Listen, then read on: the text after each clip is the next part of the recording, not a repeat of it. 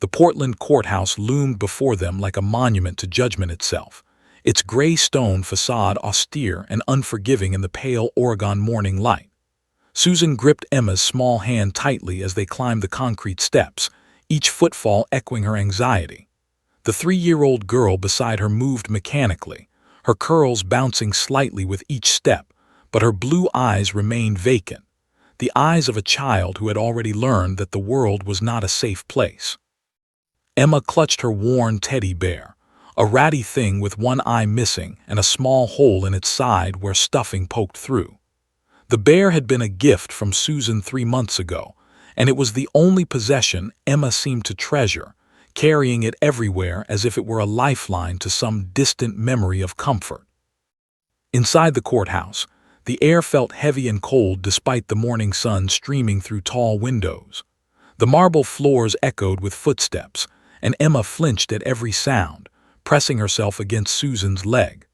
The hallway seemed impossibly long, with doors on either side bearing official nameplates and smaller rooms where quiet conversations took place behind frosted glass. Ms., their social worker, appeared from one of these rooms, clipboard in hand and concern written across her 45-year-old face. She had been handling Emma's case since the beginning, since that terrible day 18 months ago when police officers had discovered the child in conditions that still made her stomach turn. "Are you ready?" Ms. asked, though the question was rhetorical. None of them were ready. Ready implied a sense of preparedness, a feeling that things would work out according to plan. This was not about readiness. This was about survival and the desperate hope that justice might somehow protect a vulnerable child from the cyclical nature of addiction and broken promises. They entered the courtroom together, Susan, Emma, and Ms., 3 figures bound together by circumstance and duty. The courtroom was smaller than Emma's fractured mind might have imagined, not the grand cathedral of law she'd seen in television shows, but a functional space with wood paneling and fluorescent lights that cast everyone in an unflattering, clinical glow. There were benches for observers, a judge's elevated desk, a jury box that sat empty today, and a table where attorneys would sit. The room smelled of old wood, furniture polish, and something ineffably official. They took their seats in the gallery behind the railing that separated observers from participants. Emma immediately began to shake, her small frame trembling as if the room temperature had dropped 20 degrees. Susan wrapped an arm around her, whispering words meant to be comforting but that sounded hollow even to her own ears. "It's okay, sweetheart. We're just going to talk to the judge. Everything will be fine." They both knew that was a lie. Nothing had been fine for Emma since birth. Across the courtroom, Jennifer Hayes sat at the defendant's table with her lawyer, a man in his 60s who wore the expression of someone who had seen too many broken families and too many failed promises. Jennifer was Emma's biological mother, and she looked like a woman caught between 2 versions of herself. She was thin, too thin, her face gaunt in a way that spoke of years of substance abuse. But there was something different about her today compared to the woman Emma had been removed from nearly 2 years ago. Her hands were steady. Her eyes, while red and puffy from tears, held something that might have been clarity, or at least the performance of clarity. Jennifer wore a modest gray dress, clearly chosen for this occasion. Her reddish-brown hair, the same shade Emma's had been before it had been carefully washed and brushed by Susan and had lightened in color, was pulled back in a neat bun. She looked professional. She looked like she had gotten her life together. But Susan, watching from her seat, knew that appearances could be deceiving. People could look like they had changed while remaining fundamentally broken inside. The gallery began to fill with other observers, lawyers waiting for their cases, court observers who seemed to live at the courthouse, and a few journalists who had apparently gotten wind of a story involving child custody and redemption. The morning felt pregnant with possibility and dread in equal measure. Emma noticed one of the journalists raising a camera and shrank further into Susan's side, her tiny body practically trying to merge with the woman who had become her sanctuary. Ms. opened her folder and reviewed her notes one final time, mentally preparing herself for the testimony she would deliver. She had worked in child protective services for 15 years, had removed over 200 children from dangerous situations, had in countless hearings just like this one. Yet Emma's case felt different somehow. Perhaps it was because she had watched the little girl transform from a nearly feral child who flinched at touch to a cautious but hopeful presence who had begun to smile at simple joys like bubbles and puppy dogs. The wait felt eternal. Courts operated on their own timeline, and the world outside moved at a different pace entirely. Emma began to fidget, her small fingers picking at the seam of Susan's jacket. She made soft whimpering sounds, wordless expressions of her anxiety. Susan kept rubbing her back in slow circles, the kind of repetitive motion that sometimes helped Emma calm herself. The bear was held so tightly that Susan worried the child might pop the rest of the remaining stitches. Jennifer kept looking back over her shoulder, trying to catch a glimpse of her daughter. Their eyes met once, and Emma immediately looked away, pressing her face into Susan's shoulder. The moment was quick but devastating. Jennifer's face crumpled, and she turned back to her attorney, shoulders shaking slightly. She had written Emma hundreds of letters from the rehabilitation center, letters Susan had read to her carefully, editing the more painful parts. But letters could not bridge the gulf of trauma and broken attachment that now separated mother and daughter. The clock on the wall showed 9:47 a.m. In 13 minutes, Judge would enter and begin the proceedings that would determine Emma's future. Would she be returned to biological mother, risking another fall into neglect? Would she remain in foster care, growing attached to Susan only to eventually be uprooted again? Or might there be some third option, some path forward that no one had yet considered? Emma looked up at Susan with desperate eyes. "Home?" she asked softly, her vocabulary still limited by her trauma and developmental delays. Home. That single word contained everything: the longing for safety, the question of where she belonged, the fundamental human need to know where one would rest one's head at night. Susan's throat tightened. She didn't have an answer. The judge would provide one soon enough. At precisely 10:00 a.m., Judge entered the courtroom, and everyone rose from their seats in the traditional gesture of respect. The judge was a woman in her early 60s, with silver hair pulled back severely and eyes that had learned to read lies and truth with almost supernatural accuracy. She had presided over family court cases for 23 years, and her face bore the weight of every difficult decision she'd ever had to make. She settled into her elevated chair behind the bench with deliberate movements, arranging papers before her with methodical precision. When she looked out over the courtroom, her gaze seemed to take in everything at once: the trembling child, the desperate mother, the social worker with her clipboard, and the journalists scribbling notes on their pads. "Be seated," Judge commanded, and the room. The sound of people settling into their seats seemed deafening in the courtroom's careful silence. The judge began with the formal opening statements. She explained the purpose of this hearing: to review the progress Jennifer Hayes had made during her mandated rehabilitation period, and to determine what would best serve the interests of the child, Emma Sarah Hayes. She made it clear that custody decisions were never made lightly, and that while she understood Jennifer's desire to reunite with her daughter, the paramount consideration was always the child's safety and well-being. Jennifer nodded, understanding the message embedded in those words. There were no guarantees, and good intentions alone would not reunite her with Emma. Ms. was called to the stand. She approached with the bearing of someone who had hundreds of times before, raising her hand to swear an oath to tell the truth. She settled into the witness chair and looked directly at Jennifer's attorney, who would be asking the initial questions. But before could speak, Jennifer herself rose slightly, as if she wanted to interrupt. Her lawyer pulled her back down gently but firmly. Jennifer's face was a mask of barely contained emotion. "Ms. began, his voice taking on the measured tones of someone trained to navigate the legal system. "Can you please tell the court your professional background and your relationship to this case?" Ms. straightened, and her voice was steady as she explained her 15 years of experience in child protective services, her role as Emma's assigned caseworker, and the timeline of events beginning 18 months prior when Emma had been removed from Jennifer's care. She walked through the details clinically, professionally, even as the content of her testimony grew darker and more disturbing with each passing minute. "Can you describe the conditions in which you found Emma Hayes on the date of her removal?" the judge asked, leaning forward with interest. Ms. took a breath.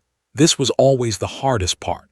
"Your Honor, when Officer and I entered the apartment on Burnside Avenue, we found Emma locked in a bedroom on the second floor. The room was dark. The windows were covered with blankets and tape. Emma was wearing a soiled diaper that appeared not to have been changed in several hours. There was no food or water accessible to her. She was sitting on a bare mattress without sheets. The room smelled strongly of urine and feces." Jennifer made a sound like a wounded animal, and her hands covered her face. Her attorney placed a hand on her shoulder, but she continued, her shoulders heaving with silent sobs. "The child herself presented concerning signs," Ms. continued, her voice never wavering despite the painful content. "She was significantly undernourished, falling below the 5th percentile for her age. She had bruising on her legs and arms consistent with abuse. She was not responsive to voice or stimuli in ways consistent with normal development. She did not speak or make eye contact. When Officer attempted to approach her, she screamed and tried to hide in the corner of the room." The gallery was utterly silent. Even the journalists had stopped their frantic note-taking, momentarily stunned by the clinical description of a child's suffering. "Did you have reason to believe that Ms. Hayes had been using controlled substances?" the prosecutor asked, taking his turn to question the witness.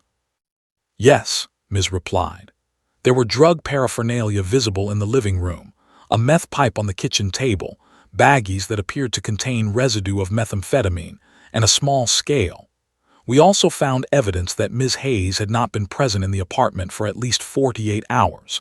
A neighbor reported seeing Ms. Hayes leaving the building with a man at approximately 2 a.m. 2 days before we arrived.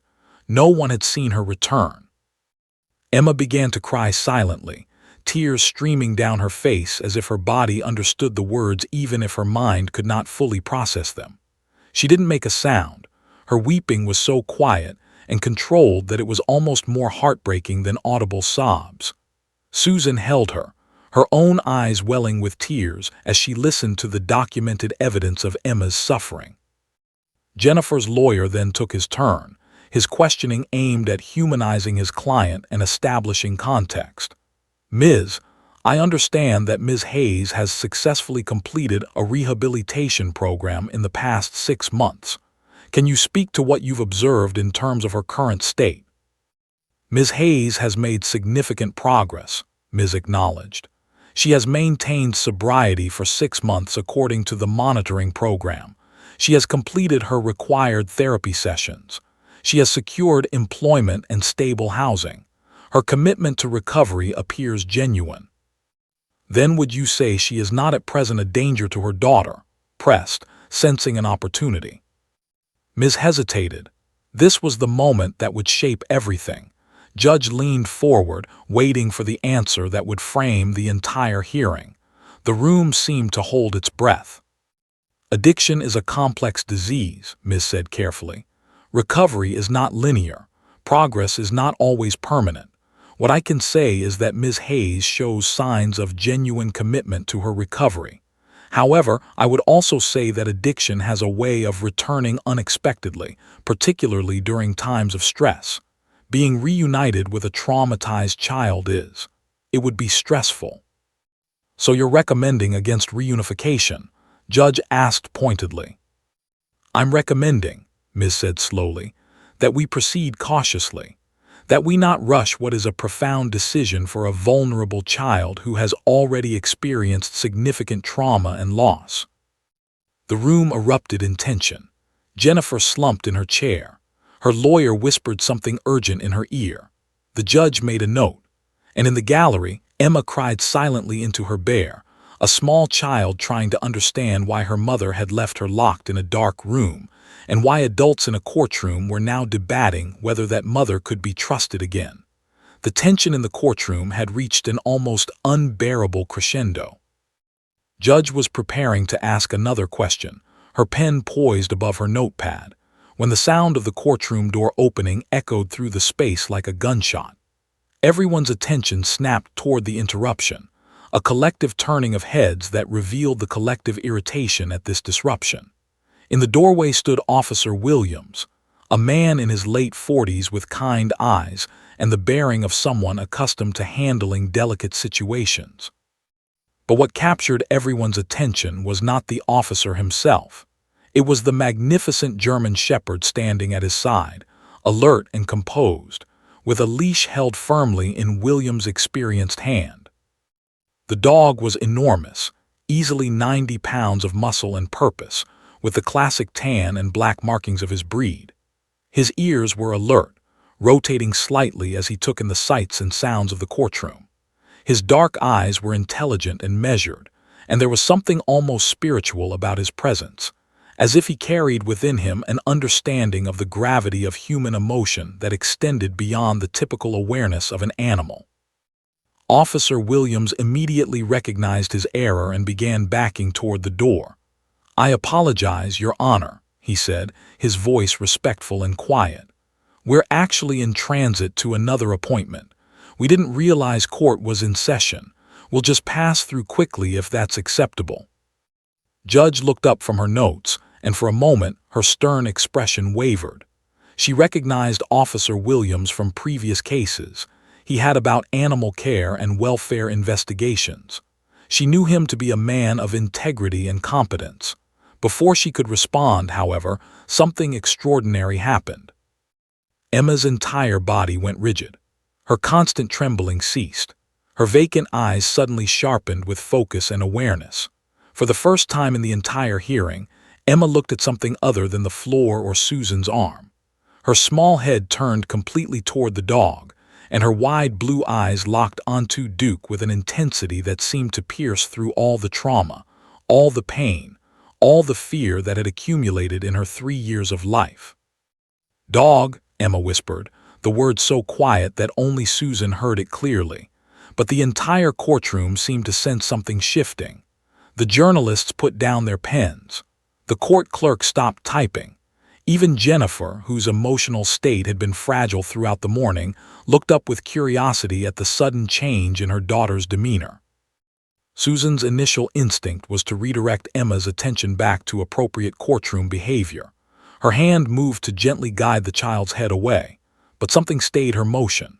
She recognized in that single moment of connection an authenticity that Emma rarely demonstrated.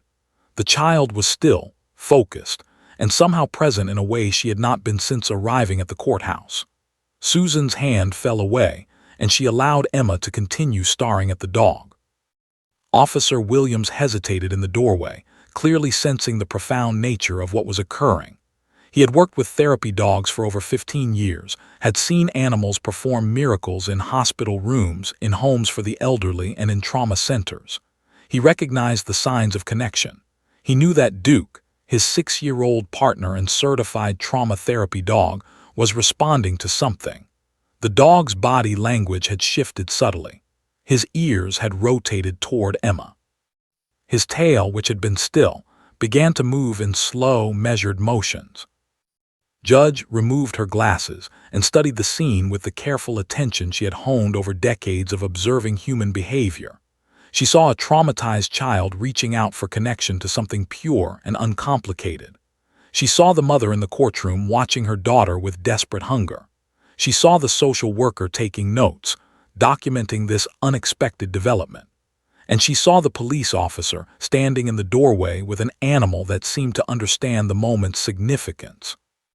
"Officer Williams," Judge said, her voice carrying the weight of her judicial authority, "would it be possible for Officer Duke to spend a few moments in the courtroom, as a brief comfort measure for the child?"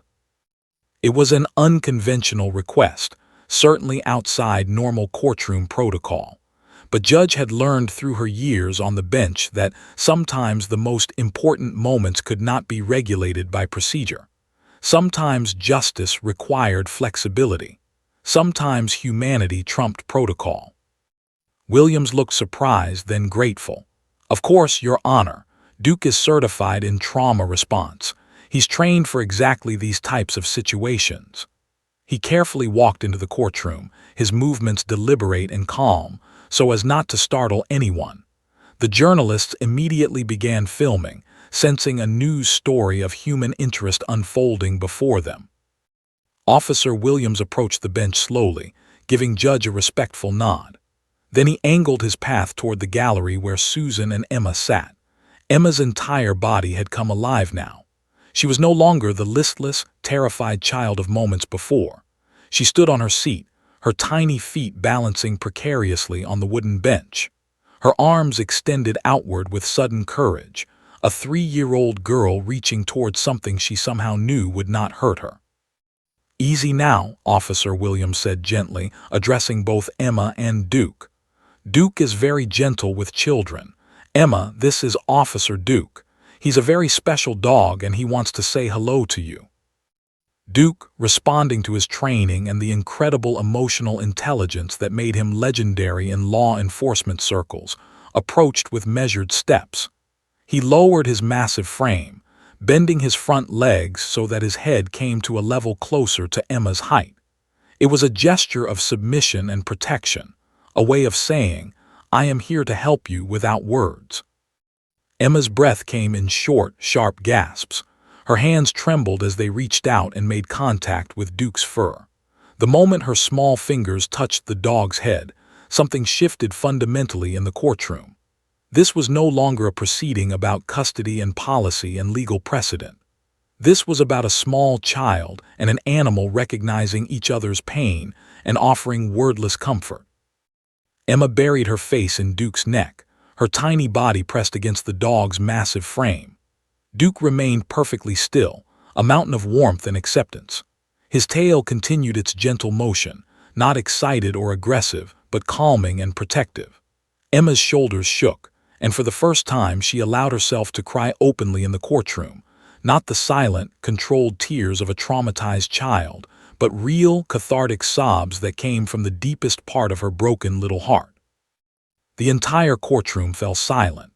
Jennifer rose slightly from her chair, tears streaming down her face as she watched her daughter experience unconditional love and acceptance in the form of a 4-legged angel. Ms. set down her pen and wept openly. The court clerk wiped her eyes. Even Judge, who had maintained composure through 2 decades of heartbreaking cases, removed her glasses and allowed tears to slide down her cheeks. In that moment, in that suspended pocket of time where a little girl touched a dog and found something approaching peace, the entire trajectory of the hearing changed. Nothing would ever be quite the same after this. Time seemed to move differently in those moments following Emma's first touch. The courtroom, which had been a place of tension and conflict moments before, transformed into something resembling a sanctuary. Emma's small hands explored Duke's face with reverent tenderness, her fingers tracing the lines of his muzzle, running through the fur behind his ears, and gently pressing against his strong jaw. She was not aggressive or frantic in her exploration. Instead, her movements carried an almost spiritual quality, as if she were trying to understand something fundamental about safety through tactile sensation alone. Duke remained in perfect stillness, his training evident in every fiber of his being. This was not a dog simply tolerating a child's affection. This was a highly trained animal who understood that the trembling 3-year-old girl touching him was experiencing a moment of profound significance. His breathing was steady and calm, his body language conveying absolute gentleness. His eyes remained soft and non-threatening, occasionally blinking slowly, a gesture that animal behaviorists understand as a sign of trust and affection between animals and humans. Officer Williams stood at a respectful distance, one hand still holding the leash though it remained slack, giving Emma and Duke space while maintaining professional oversight. He had witnessed this scenario countless times throughout his 15 years working with therapy dogs, and he recognized the signs of genuine healing beginning to occur. This was not performance or pretense. This was a wounded child meeting unconditional acceptance in the form of another living being. Emma made a soft cooing sound, almost musical, entirely different from the fearful whimpers and silent sobs that had characterized her communication throughout the morning. She pressed her entire small body against Duke's neck, wrapping her arms around the dog's head in an embrace that was both desperate and grateful. Her face buried itself in his fur, and her breathing began to synchronize with his, long, slow breaths that seemed to naturally calm her nervous system. "It's okay," Emma whispered into Duke's fur, speaking words that seemed to be directed as much to herself as to the animal. "It's okay. It's okay." Susan watched this unfold with tears streaming freely down her face. She had been Emma's foster mother for only 9 months, but in that time she had witnessed incremental progress toward healing. She had seen Emma learn to smile, had heard her speak her first real words, had experienced the tentative moments when the child had begun to trust that adults could be safe. But she had never seen Emma like this, completely present, completely connected, completely at peace. It was as if the dog had provided a bridge between Emma's traumatized past and a future that might include healing. Jennifer sat rigid in her chair, her hands gripping the edge of the table so tightly that her knuckles had turned white. She could not look away from the sight of her daughter experiencing genuine comfort and safety. The irony was not lost on her. Emma had never responded to her mother's attempts at affection with this kind of openness. Emma had never allowed Jennifer to hold her this way. And yet here, with a police dog in a courtroom, her daughter had found something that Jennifer herself had been unable to provide: unconditional acceptance without expectation or demand. The realization hit Jennifer like a physical blow. She had failed her daughter in the most fundamental way. She had not provided safety. She had not provided stability. She had not provided the basic human need for connection and trust.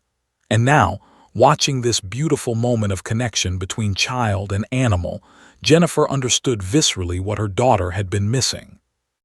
Emma was demonstrating through her actions and her presence exactly what she needed: predictability, gentleness, consistency, and the knowledge that she would not be abandoned or hurt.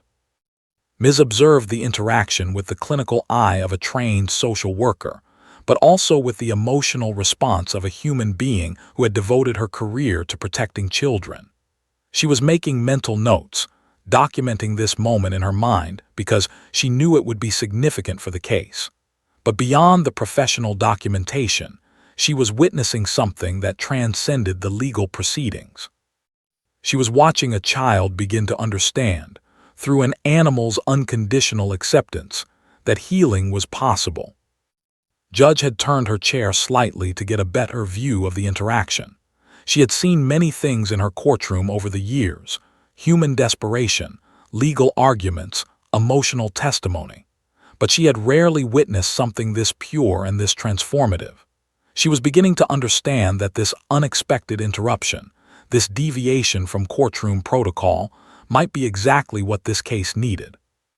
Sometimes, she reflected, the most important evidence presented in a courtroom came not in the form of testimony or documentation, but in the form of a simple moment of human connection and healing.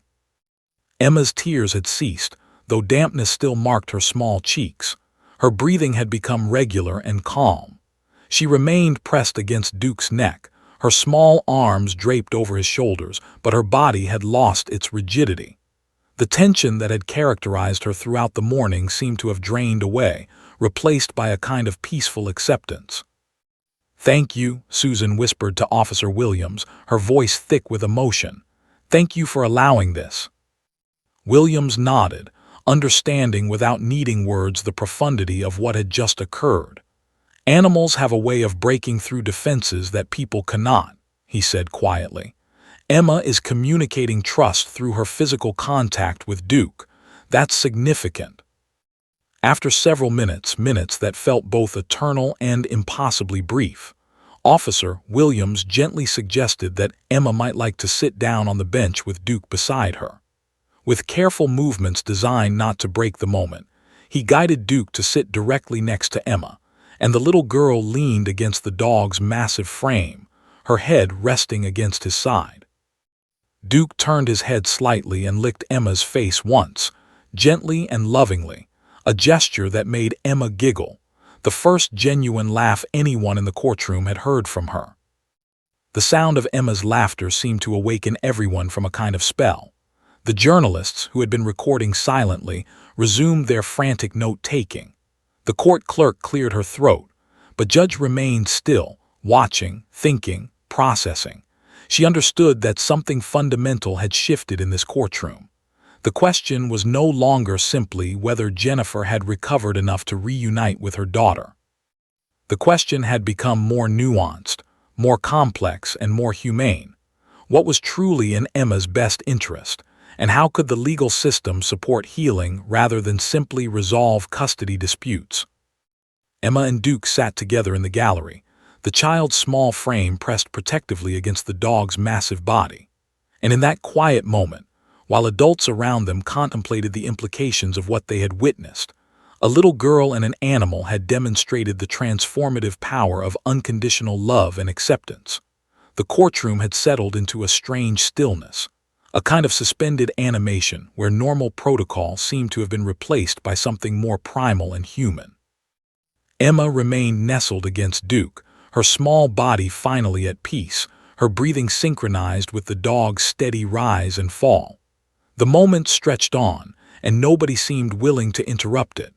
Judge had called for a brief recess, allowing the courtroom to process what had just occurred.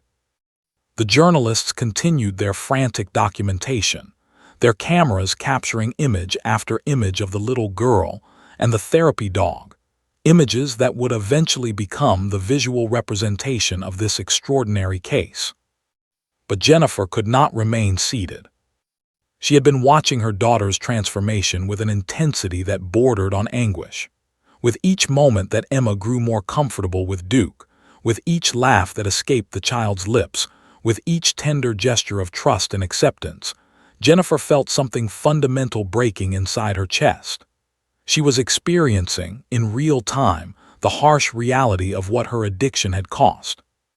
Not just the material deprivation, not just the neglect and the suffering, but the simple, devastating fact that her daughter could find more comfort and safety with a stranger's dog than she had ever found with her own mother. Her attorney was reviewing his notes for the next phase of testimony. He seemed optimistic about the hearing's direction. Jennifer's rehabilitation appeared genuine, her commitment to recovery seemed solid, and her lawyer believed they had made a compelling case for gradual reunification. But watching Emma with Duke's optimism felt hollow and misguided to Jennifer. She was beginning to understand something that no courtroom argument could capture. Readiness was not the same as capability, and good intentions were not the same as stability. Jennifer's hands began to shake. Her breathing became shallow and rapid, noticed and placed a concerned hand on her arm. "Are you okay?" he whispered. Jennifer did not respond. She was too caught up in the tsunami of emotion crashing through her consciousness. She thought about the apartment, the locked room, the darkness. She thought about the many nights she had been too high to care for her daughter, too consumed by the pull of her addiction to notice that Emma was crying. She thought about the police officers finding Emma alone and frightened. And she thought about the long months in rehabilitation, where she had convinced herself that sobriety was the same as being healed. But sobriety was not the same as healing. Completing a program was not the same as becoming a stable parent. Time passing was not the same as fundamental transformation. And Jennifer, watching her daughter experience unconditional love from a dog, finally understood the depth of her own brokenness. She stood up abruptly, her chair scraping backward loudly and drawing the attention of everyone in the courtroom. Judge, who was preparing to reconvene the proceedings, looked up with surprise. The journalists' cameras immediately swiveled toward her. Emma glanced over briefly, her moment of peace interrupted by her mother's sudden movement, and then returned her attention to Duke. "Your Honor," Jennifer said, her voice trembling but resolute, "I need to speak." Grabbed her arm. "Jennifer, sit down. We haven't presented our case yet," he hissed urgently. But Jennifer pulled away from him gently but firmly. She could not sit through more legal arguments. She could not pretend that she was ready for something she was not. The moment of truth had arrived and she had to speak it, regardless of the consequences. Judge studied Jennifer carefully, assessing whether to allow this disruption. After a moment, she nodded slowly. "You may speak, Ms. Hayes, but you understand that anything you say will be part of the record." "I understand," Jennifer said. She walked forward toward the judge's bench, her legs unsteady but her resolve increasingly clear. The courtroom held its collective breath. "Your Honor, I can't do this," Jennifer began, her voice breaking. "I can't take her back, not yet, not like this." The courtroom erupted in confused murmurs. Her attorney stood, apparently ready to intervene or contain the damage. Journalists leaned forward, their attention sharpening as they sensed a dramatic development. Even the court clerk stopped her typing, recognizing that something significant was happening. "I know what I'm saying," Jennifer continued, tears streaming down her face now. "I know what this means legally. I know what I'm giving up, but watching my daughter with that dog," she gestured toward Emma and Duke. "That's the first time I've ever seen her truly happy, the first time I've ever seen her feel truly safe, and she doesn't feel that way with me." Ms. was making notes rapidly, her expression a mixture of surprise and professional interest. "I was 6 months sober when I came here today," Jennifer said. 6 months, and I thought that was enough. I thought completing the program meant I was healed, but I'm not healed. I'm still broken. I'm still fragile. I still have days where I want to use. I still have moments of weakness where the pull is almost overwhelming. And my daughter," Jennifer's voice cracked with emotion, "my daughter deserves better than a mother who might relapse. She deserves stability. She deserves someone who's whole." Emma had turned completely around now, watching her mother with wide, uncertain eyes. She did not fully understand what was happening, but she sensed the emotional weight of the moment. "I'm asking the court," Jennifer said, addressing Judge directly, "to extend her placement in foster care. I'm asking for more time, not because I don't love her. I love her more than anything in this world. I'm asking because I love her too much to risk her on someone who's still struggling with their own demons." The courtroom was absolutely silent now. This was not the testimony anyone had anticipated. This was not the fight everyone expected. This was something far more powerful, a mother choosing her daughters over her own desires. "I'm committing to continued intensive outpatient treatment," Jennifer continued. "I'm committing to regular drug screening. I'm asking to maintain supervised visits so my daughter can know that her mother loves her, but I'm not asking for custody. Not yet. Maybe in a year, maybe in 2 years, but not now, not when I'm this fragile." Had given up trying to stop her. He slumped back in his chair, his legal strategy completely undermined by his client's brutal honesty. "Your Honor, I also want to maintain a relationship with the woman who's been fostering Emma," Jennifer said, turning to look at Susan directly. "I want to know that my daughter is safe and loved. I want to be part of her life, but in a way that doesn't put her at risk. I want my daughter to understand that her mother loves her enough to let her go." Jennifer's legs seemed to give out, and she gripped the edge of the plaintiff's table for support. The emotional catharsis of speaking this truth had seemingly drained all her physical strength, but her eyes remained clear, and her voice, though exhausted, carried the ring of authentic conviction. Judge removed her glasses slowly and looked at Jennifer for a long moment. She had presided over hundreds of custody cases, had heard countless arguments and counterarguments, legal precedents and emotional pleas.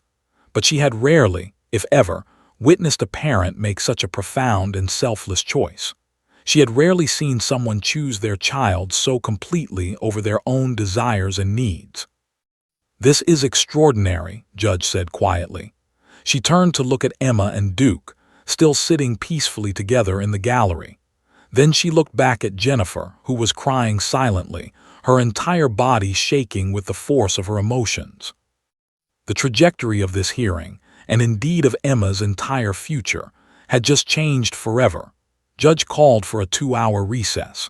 her expression suggesting she needed time to process the extraordinary developments that had just unfolded. The courtroom slowly emptied as people filed out into the hallway, still processing what they had witnessed. The journalists immediately huddled together, their cameras and phones recording their excited commentary about the story that was unfolding, a story far more compelling than any legal procedural drama could have been. Emma remained in the courtroom with Officer Williams and Duke. Judge had made it clear that the child should remain in the calm, familiar environment with the dog rather than be exposed to the chaos of the hallway. Susan had asked to stay with Emma, and the judge had approved.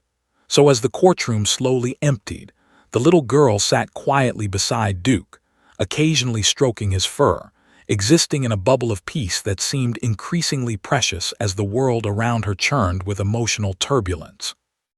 In the hallway, the real work of emotional reckoning began. Ms. found Jennifer leaning against the courthouse wall, her body seeming to have aged years in the span of hours. Jennifer's face was blotchy from crying, her hands shaking, her breathing still irregular. Ms. approached slowly, giving Jennifer space but also conveying compassion through her mere presence. "What you did in there," Ms. said quietly, "took extraordinary courage." Jennifer looked up, her eyes red and swollen. "Did I just destroy my own case?" she asked, her voice small and frightened. "No," Ms. said carefully. "I think you did the opposite. I think you just demonstrated something that no legal argument could have conveyed: genuine self-awareness, genuine commitment to your daughters above your own desires, and genuine understanding of what recovery actually requires."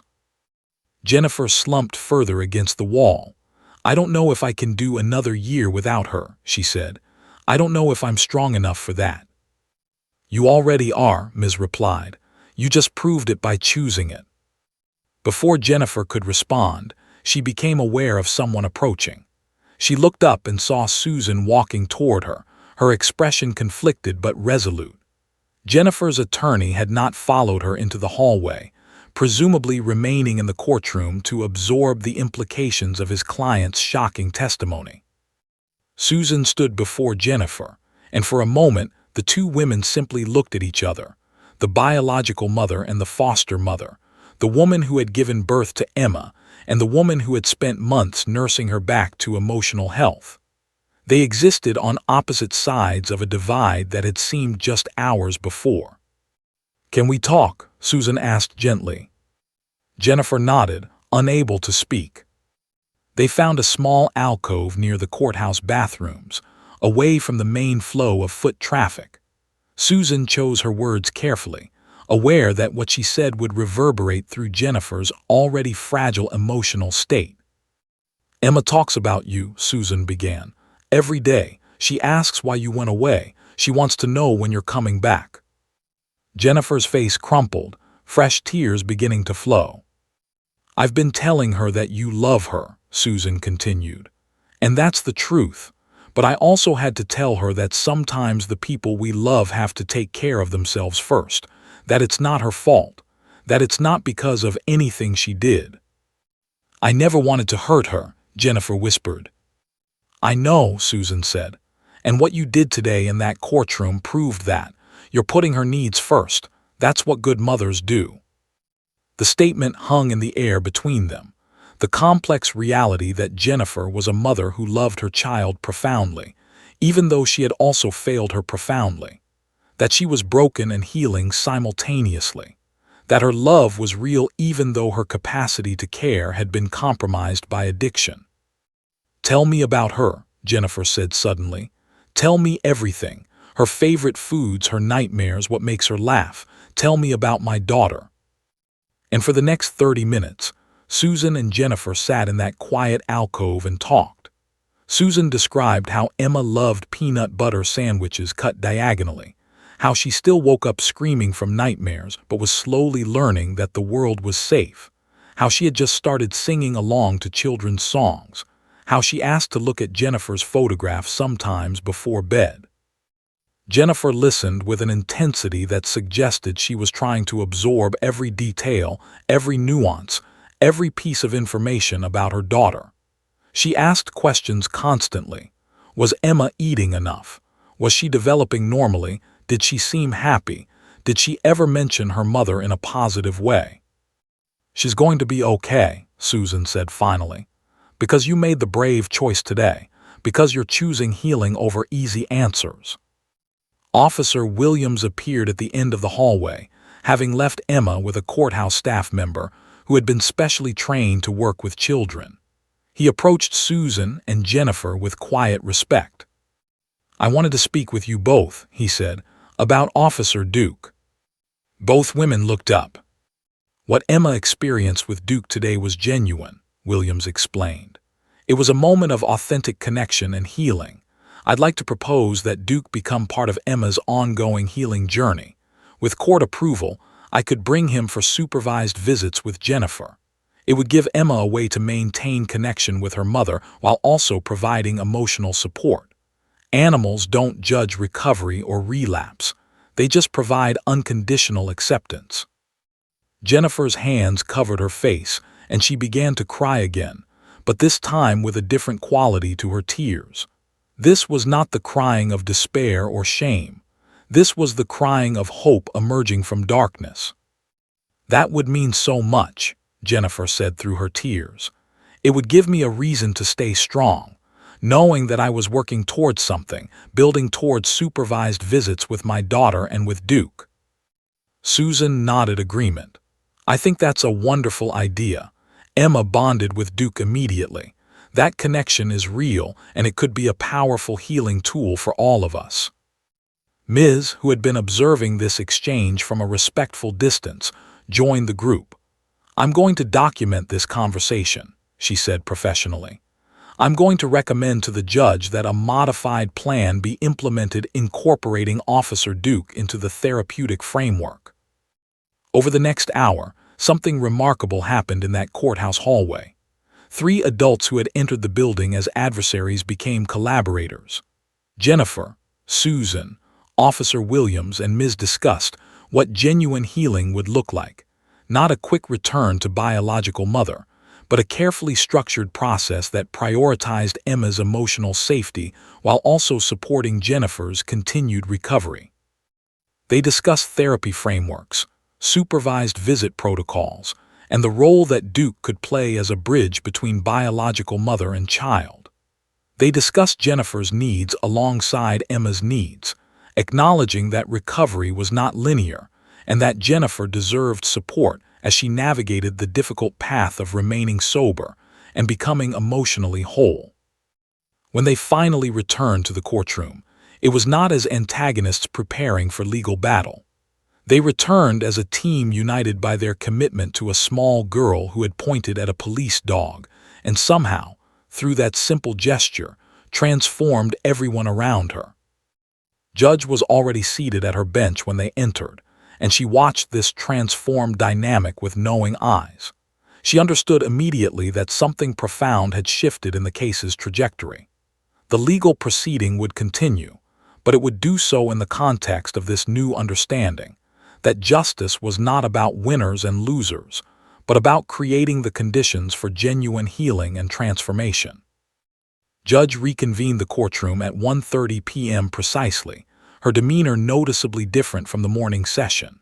The stern, procedural judge had been replaced by someone whose eyes reflected the emotional weight of what she had witnessed and learned over the course of the day. The gallery filled again with journalists, observers, and courthouse staff, all sensing that they were about to witness something extraordinary. Emma was brought back into the courtroom by Officer Williams, Duke still at her side. The little girl looked significantly calmer than she had that morning, her eyes no longer vacant but engaged and present. She moved with more confidence, her small hand resting on Duke's neck as if drawing strength from the dog's solid presence. Judge called for quiet and began to speak, her voice carrying a resonance that suggested this ruling would be far more than a simple legal decision. "This morning, I called this hearing to order with the intention of following standard protocol," Judge began, "to review rehabilitation progress, to assess parental fitness, and to make a custody determination based on legal precedent and established guidelines. However, what has transpired in this courtroom today has fundamentally altered my understanding of what justice should look like in cases involving vulnerable children and families struggling with addiction. She paused, allowing the weight of her words to settle over the room. I have presided over family court for 23 years, Judge continued. I have made hundreds of custody decisions, but I have rarely, if ever, witnessed a parent demonstrate the kind of selfless love that Ms. Jennifer Hayes demonstrated in this courtroom today. By choosing her daughter's immediate over her own desires for reunification, Ms. Hayes has shown a level of wisdom and integrity that speaks volumes about her commitment to her child. Jennifer, sitting at the plaintiff's table, wept quietly, her hands clasped together as if in prayer. I have also observed a therapeutic breakthrough between this traumatized child and a police dog that suggested to me that healing does not always come through traditional legal or therapeutic channels. Sometimes it comes through unexpected grace and unconditional acceptance, Judge said, looking directly at Emma and Duke. Emma felt the judge's gaze and looked up, her small face peaceful and trusting. Therefore, Judge announced, I am issuing a modified custody order that reflects not just legal requirements, but also the genuine emotional and therapeutic needs of this child and this family. She adjusted her glasses and began reading from the formal document before her. Emma Sarah Hayes will remain in foster care under the guardianship of Susan Mitchell for a minimum period of 1 year, with mandatory review at the 1-year mark. Ms. Jennifer Hayes will be granted 2 supervised visits per month, with the specific condition that Officer Duke will be present during these supervised visits to provide therapeutic support and emotional continuity for both mother and child. There was a subtle shift in the courtroom, people exchanging looks of recognition that something unusual and progressive was being established. Ms. Hayes is required to maintain consistent enrollment in intensive outpatient treatment programming, with weekly participation being mandatory, Judge continued. She will submit to random drug screening on a weekly basis for the next year, with the understanding that any positive result will result in the automatic suspension of supervised visits pending a hearing. Jennifer nodded, understanding the conditions and accepting them with what appeared to be genuine conviction. Additionally, Judge said, I am ordering that the court allocate funding for a specialized therapeutic program specifically designed for families in recovery. This program will incorporate animal-assisted therapy with certified therapy animals like Officer Duke. This program will serve not just Ms. Hayes and Emma, but any family court case involving substance abuse recovery and parent-child reunification. Ms. was furiously taking notes, recognizing that this decision could potentially reshape how the entire court system approached family reunification in addiction cases. Officer Williams and Officer Duke are to be considered part of the official therapeutic framework of this case, Judge announced. Any reasonable requests for their participation in supervised visits or therapeutic sessions shall be accommodated with court support. Officer Williams straightened in the gallery, clearly moved by the formal recognition of what he and Duke could contribute to the healing process. I want to address something that extends beyond this individual case, Judge said, removing her glasses and looking out over the courtroom with unusual emotion visible on her face. We live in a legal system that often operates on the assumption that justice is about determining winners and losers, about who gets custody and who loses access. But what I witnessed today suggested to me that real justice might be about something entirely different. She paused, seeming to choose her words with great care. Real justice might be about creating the conditions for genuine healing. Real justice might be about recognizing that a parent who struggles with addiction is not necessarily a bad person, but rather a person who needs support, time, and the opportunity to become whole. Real justice might be about prioritizing a child's emotional safety while also preserving family connections and the possibility of eventual reunification when that reunification can be done safely. The journalists were recording every word, understanding that Judge was articulating a legal philosophy that extended far beyond this single case. I believe this decision honors both the biological bond between Jennifer and Emma while also protecting Emma's immediate and emotional safety, Judge stated. I believe the inclusion of Officer Duke in this therapeutic framework provides something that traditional therapy alone cannot: unconditional acceptance, non-judgmental presence, and emotional support that transcends human complexity. She looked directly at Emma, who was still sitting peacefully beside Duke. Emma, though I know you do not fully understand these legal proceedings, I want you to know that every adult in this courtroom today is committed to your safety and your healing. Your mother loves you. Your foster mother loves you. Officer Duke loves you in the way that animals can, completely and without judgment. You are surrounded by people and an animal who are dedicated to your. Emma seemed to sense the significance of the moment. She turned and wrapped her small arms around Duke's neck, the gesture capturing perfectly the emotional truth that the judge was articulating. Ms. Hayes, Judge said, addressing Jennifer directly, you are required to understand that this decision is not a failure on your part. Rather, it is a recognition of your strength and your commitment to your daughter's welfare. You have chosen the harder path, the path of continued healing, continued work, continued commitment to sobriety. That choice will be honored and supported by this court. Jennifer stood, unable to remain seated. Thank you, Your Honor, she said, her voice thick with emotion. Thank you for understanding. This is not an act of mercy, Judge clarified. This is an act of justice, justice that recognizes the complexity of human struggle and the possibility of redemption. Justice that understands that families are not always simple or straightforward, but they can still be loving and healing if given the proper support and structure.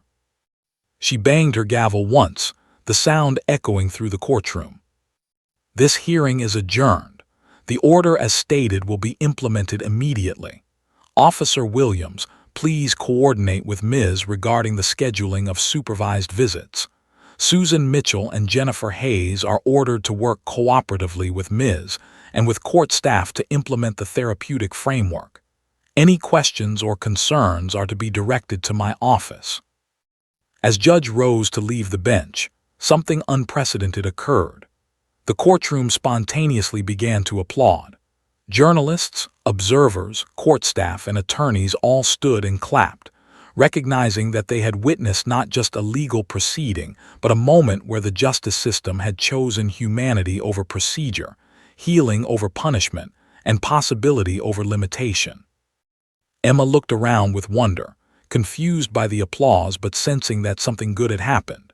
She squeezed Duke's neck and smiled, a real, genuine smile that suggested the child understood, on some level, that her future had just changed for the better. 3 months had passed since that extraordinary day in Judge's courtroom. The Portland autumn had given way to early winter, and the city was decorated with the soft grayness that characterized the Pacific Northwest's colder months. On a Saturday afternoon in late October, Emma sat between two women on a bench in park, her small body relaxed and peaceful in a way that would have seemed impossible just a year ago. To her left sat Susan, her foster mother, whose weathered hands held a picture book that she and Emma were looking at together. To her right sat Jennifer, Emma's biological mother, whose trembling hands had learned to move with less urgency and more confidence over the past 3 months. At their feet lay Officer Duke, his massive frame sprawled contentedly on the cool grass, his eyes moving occasionally between the 3 people he had become inexplicably bonded to. The dog seemed to understand that he was witness to and participant in something sacred, a family learning to love each other across the complicated landscape of addiction, recovery, loss, and redemption. Emma pointed at a picture in the book, a dog, of course. Like Duke, she said, her speech noticeably improved from 3 months ago. Her vocabulary had expanded dramatically, her sentences becoming more complex, her confidence in communication growing with each passing week. "Yes, like Duke," Susan affirmed, running her fingers through Emma's curls. "Duke is a very special dog." Jennifer leaned over to look at the picture as well, her shoulder brushing against Emma's. The child did not flinch, a significant development. She had begun to accept physical contact from her mother without fear or withdrawal. The supervised visits had increased from 2 per month to 4, and with each interaction, the connection between mother and child deepened incrementally. "Emma, do you remember what I told you last week?" Jennifer asked gently. "About how I'm working very hard to be someone you can be proud of." Emma looked up at her mother with serious blue eyes. "You're getting better," she said with the simple wisdom of a child. "Like Duke helps me feel better, Duke helps you too." The innocence and profound truth of the statement made both women tear up simultaneously. Jennifer pulled Emma close, breathing in the scent of her daughter's hair, a scent that meant home in a way that apartments and material possessions could never mean home. "Yes," Jennifer whispered, "Duke helps Mommy feel better." The past 3 months had been transformative for all of them. Jennifer had maintained perfect sobriety, passing every single drug screening. She had not just completed her intensive outpatient treatment program, she had excelled in it, becoming one of the program's success stories. More importantly, she had enrolled in community college courses, her goal being to eventually become a mental health counselor specializing in addiction recovery and family reunification.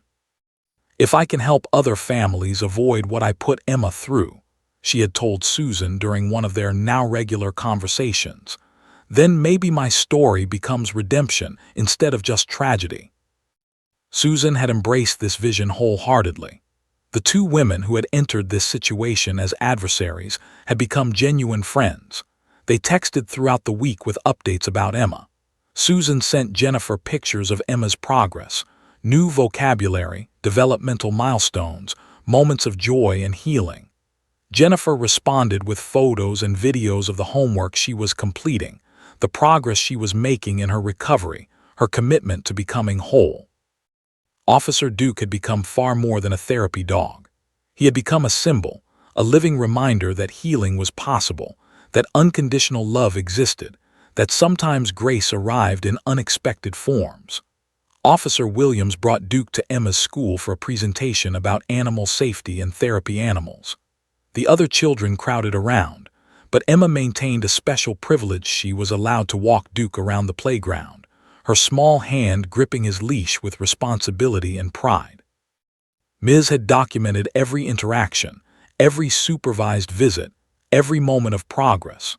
Her case file for Emma was becoming legendary within the Child Protective Services Department, a master class in what was possible when systems prioritized healing over punishment, when courts recognized complexity and nuance, and when humans made brave choices about their own limitations and their children's needs.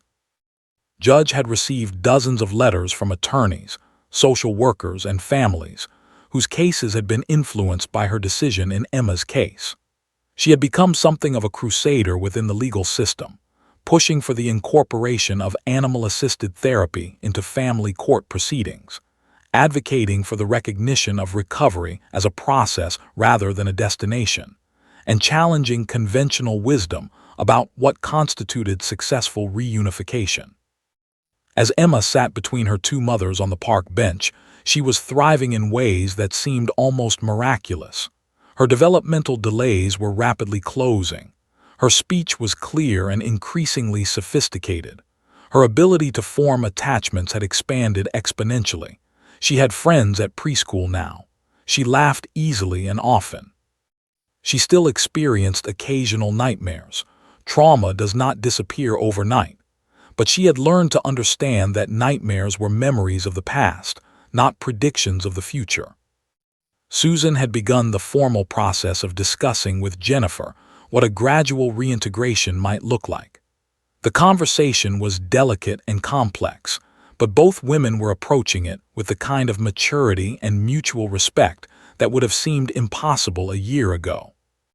"I'm thinking about what happens in another year," Susan said carefully, watching Emma and Duke play a gentle game of fetch on the park's grass. I'm thinking about the possibility that Emma might eventually live with you part-time, maybe weekends, gradually expanding. Jennifer's hands trembled, but her voice was steady. I want that so badly, she said, but only if it's right for Emma, only if I'm truly ready. I have to know I'm stable. You are stable, Susan affirmed. You've proven that repeatedly, but you're also right to be cautious. This is about Emma's, not about your desires, even though they overlap now. Emma ran back to them, Duke loping along behind her, both child and dog equally joyful. Play more, Emma asked. Of course, Jennifer said, standing. Come on, let's run with Duke. As Jennifer and Emma ran through the park, Duke bounding alongside them, Susan watched with a mixture of emotions, joy at Emma's healing, sadness at the years the child had lost to neglect, hope for the future that seemed to be unfolding before them. She thought about Judge and the extraordinary decision she had made. She thought about Officer Williams and the therapy dog who had somehow understood that a traumatized little girl needed exactly what he could provide. She thought about Jennifer's courage in choosing the harder path. And she thought about Emma, whose simple gesture of pointing at a dog in a courtroom had somehow unlocked redemption for everyone. By the end of the year, Emma's case came before Judge for its one-year review. The results were remarkable. Jennifer had maintained perfect sobriety and had earned her associate degree in psychology with a focus on addiction counseling.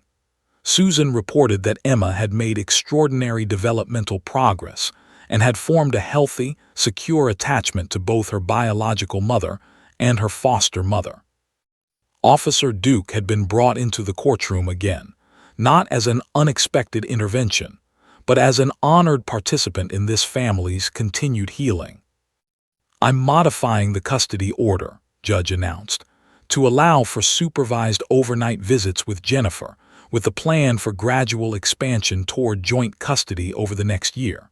However, I want to make clear that this does not negate Susan's role as a parental figure. Emma is blessed to have two mothers who love her unconditionally. Jennifer and Susan stood together, their hands clasped, tears streaming down both their faces. This child, Judge continued, looking at Emma, has taught all of us something profound about the power of love, the possibility of redemption, and the transformative nature of unconditional acceptance. Ms. Hayes, you have proven through your actions that recovery is possible. Ms. Mitchell, you have demonstrated what it means to love a child who is not biologically yours. And Officer Duke, you have shown that healing sometimes comes in forms we do not anticipate. Emma, now 4 years old, stood between her two mothers with Duke at her side. She did not fully understand the legal proceedings, but she understood something more fundamental. She was loved. She was safe, and she belonged to a family that had chosen her and chosen healing over easier alternatives. Years later, when Emma was 18, she would stand at her mother's side as Jennifer received her master's degree in clinical social work. She would volunteer with Officer Duke and Officer Williams, bringing therapy animals to courtrooms where other traumatized children needed to know that healing was possible. And she would tell her story. The story of pointing at a dog and somehow, through that gesture, saving not just herself but everyone around her. Because sometimes, the most profound transformations begin with the simplest gestures. Sometimes love arrives in unexpected forms.